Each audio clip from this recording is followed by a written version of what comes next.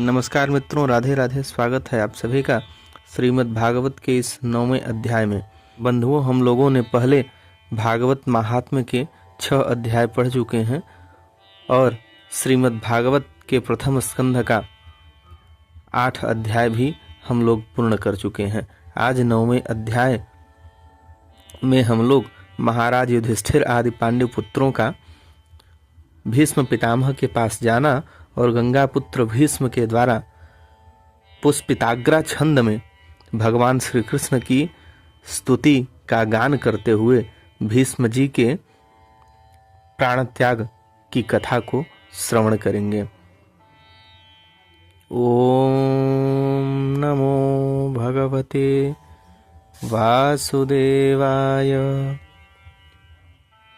श्री सरस्वत्यै नमः।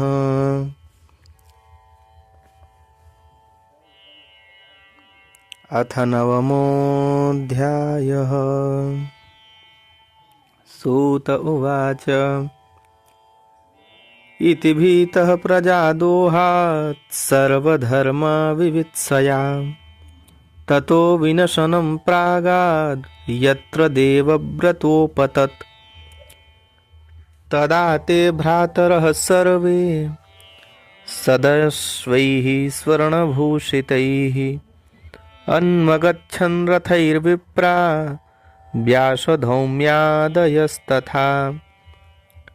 भगवानपि विप्रर्षे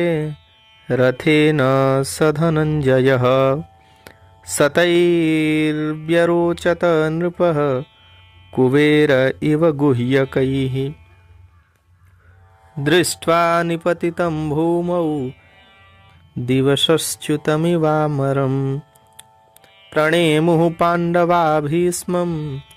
सानुगाः सहचक्रिणा तत्र ब्रह्मर्षयः सर्वे देवर्षयश्च सत्तमा राजर्षयश्च तत्रासन् द्रष्टुं भरतपुङ्गवम् पर्वतो नारदो धौम्यो भगवान् बादरायणः बृहदश्वो भरद्वाजः सशिष्यो रेणुकासुतः वसिष्ठ इन्द्रप्रमदस्त्रितो गृत्समदोषितः कक्षीवान् गौतमोत्तिश्च कौशिकोऽथ सुदर्शनः अन्ये च मुनयो ब्रह्मन् ब्रह्मरातादयो मलाः शिष्यैरुपेता आजग्मुः कश्यपाङ्गिरसादयः तान् समेतान् महाभागानुपलभ्य वसूत्तमः पूजयामास धर्मज्ञो देशकालविभागवित् कृष्णं च तत्प्रभावज्ञ आसीनं जगदीश्वरम् हृदिस्थं पूजयामास माययोपात्तविग्रहम् पाण्डुपुत्रानुपासीनान् प्रश्रय प्रेमसङ्गतान् अभ्याचष्टानुरागास्त्रैरन्धीभूतेन चक्षुषा अहो कष्टमहो न्याय्यं यद्यूयं धर्मनन्दनाः जीवितुं नार्हथ क्लिष्टं विप्रधर्माच्युताश्रयाः संस्थिते तीरथे पाण्डौ पृथा बालप्रजावधूः युष्मत्कृते बहून् क्लेशान् प्राप्ता तोकवती मुहुः सर्वं कालकृतं मन्ये भवतां च यदप्रियं स पालो यदवशे लोको वायोरिव घनावलिः यत्र धर्मसुतो राजा गदापाणिर्वृकोदरः कृष्णोऽस्त्रीगाण्डीवं चापं सुहृत् कृष्णस्ततो विपत् न ह्यस्य कर्हिचिद्राजन् पुमान् वेद विधित्सितं यद्विजिज्ञासया युक्ता मुह्यन्ति कवयोऽपि तस्मादिदं दैवतन्त्रं व्यववस्य भरतर्षभ तस्यानुविहितो नाथ पाहि प्रजाः प्रभो। एष वै भगवान् साक्षादाद्यो नारायणः पुमान् मोहयन्मायया लोकं गूढश्चरति वृष्णिषु। अस्यानुभावं भगवान् वेदगुह्यतमं शिवः देवर्षिर्नारदः साक्षात् भगवान् कपिलो नृपम्। यं मन्यसे मातुलेयं प्रियं मित्रं सुहृत्तमम् अकारोः सचिवं दूतं सौहृदादथ सारथिम् सर्वात्मनः समदृशो यद्वयस्नाहङ्कृतेः तत्कृतम् अतिवैषम्यं निरवध्यस्य न क्वचित् तथाप्येकान्तभक्तेषु पश्य भूपानुकम्पितम् यन्मे संस्त्यजतः साक्षात् कृष्णो दर्शनमागतः भक्त्यावेश्य मनो यस्मिन् वाचायुन्नाम कीर्तयन् त्यजन् कलेवरं योगी मुच्यते कामकर्मभिः सदेव देवो भगवान् प्रतीक्षताम् कलेवरं यावदिदं हिनोम्यहम् प्रसन्नः सारुणलोचनोल्लसन् मुखाम्बुजो ध्यानपथश्चतुर्भुजः सूत उवाच युधिष्ठिरस्तदा कर्ण्य शयानं सरपञ्जरे अपृच्छद्विविधान् धर्मान् ऋषीणां चानुशृण्वताम् पुरुषस्वभावविहितान् यथा वर्णं यथाश्रमं वैराग्यरागोपाधिभ्याम् आम्नातो भयलक्षणान् दानधर्मान् राजधर्मान् मोक्षधर्मान् विभागशः स्त्रीधर्मान् भगवद्धर्मान् समासभ्यासयोगतः धर्मार्थकाममोक्षांश्च सहोपायान् यथा मुने नानाख्यानेतिहासेषु वर्णयामास तत्त्ववित् धर्मं प्रवदतस्तस्य स कालः प्रत्युपस्थितः यो योगिनश्छन्दमृत्योः वाञ्छितस्तुत्तरायणः तदोपसंहृत्य गिरः सहस्रणी विमुक्तसङ्गं मन आदिपुरुषे कृष्णे लसत्पीतपटे चतुर्भुजे पुरः स्थिते मीलितदृग्व्यधारयत् विशुद्धया धारणया हता शुभः तदीक्षयैवासुगतायुधव्यथः निवृत्तसर्वेन्द्रियवृत्तिविभ्रमः तुष्टावजन्यं विसृजन् जनार्दनं श्रीभीष्म उवाच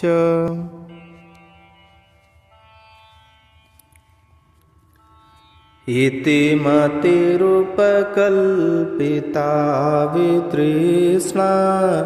भगवति सात्वतपुङ्गवे विभूम्नि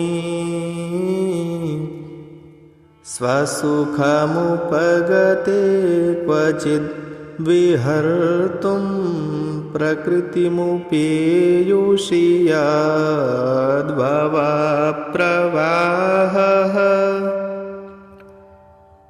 त्रिभुवनकमनं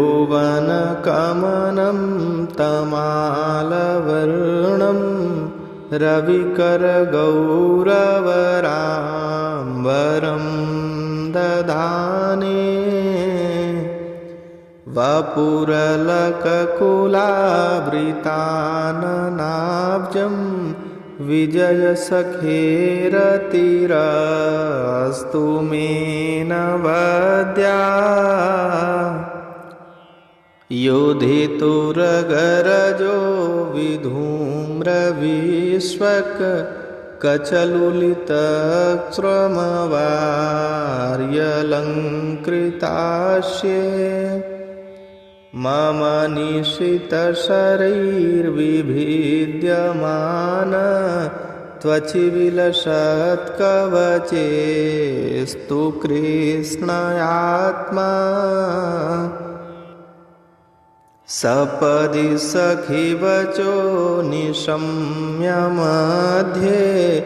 निजपरयोर्बलयोरथं निवेश्य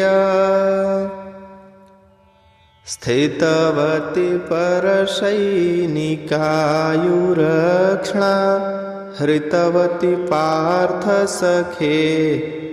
रतिर्ममास्तु व्यवहितप्रीतनामुखं निरीक्ष्य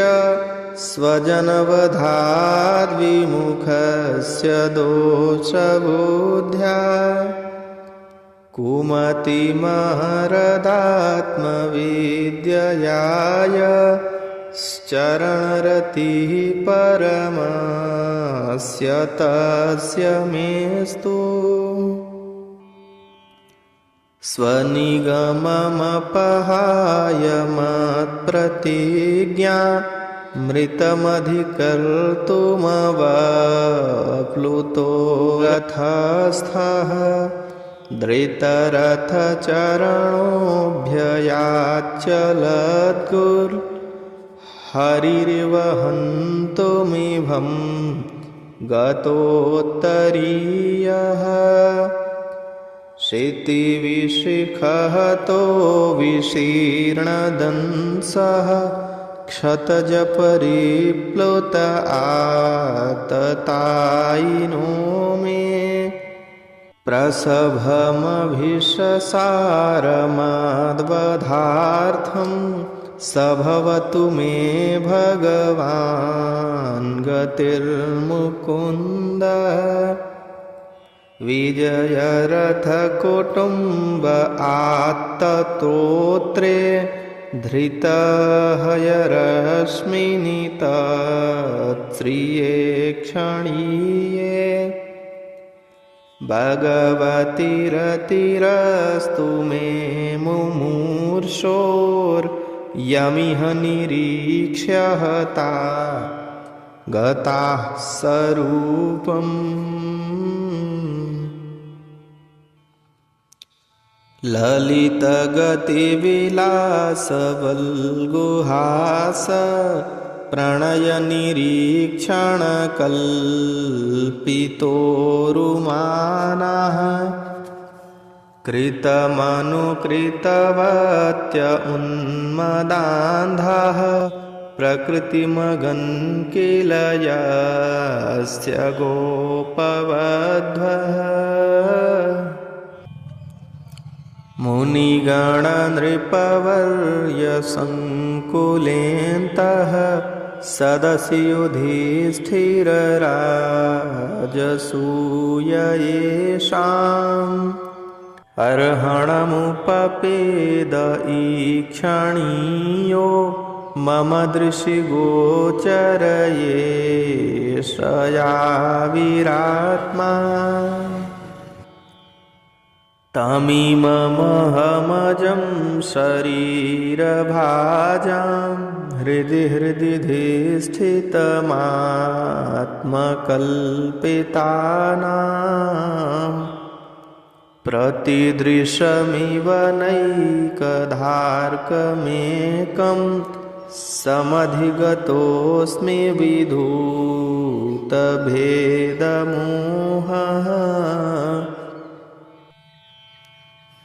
सूत उवाच कृष्ण एवं भगवती मनोवाग्दृष्टिवृत्तिभिः आत्मन्यात्मानमावेश्य सोऽन्तः श्वास उपारमत्। सम्पद्यमानमाज्ञाय भीष्मं ब्रह्मणि निष्कले सर्वे बभूवुस्ते तूष्णीं वयांसि वदिनात्यये तत्र दुन्दुभयो नेदुर्देवमानववादिताः शशंसुः साधवो राज्ञां खात्पेतुः पुष्पवृष्टयः तस्य निर्हरणादीनि सम्परेतस्य भार्गव युधिष्ठिरः कारयित्वा मुहूर्तं दुःखितोऽभवत् तुष्टुवुर्मुनयो हृष्टाः कृष्णं तद्गुह्यनामभिः ततस्ते कृष्णहृदयाः स्वाश्रमान् प्रययुः पुनः ततो युधिष्ठिरो गत्वा सह कृष्णो गजाह्वयम् पितरं सान्त्वयामास गान्धारीं च तपस्विनीं पित्रा चानुमतो राजा वासुदेवानुमोदितः चकार राज्यं धर्मेण पितृपैतामहं विभुः। इति श्रीमद्भागवते महापुराणे पारमहंस्यां संहितायां प्रथमस्कन्धे युधिष्ठिर राज्यप्रलम्भो नाम 9मोऽध्यायः।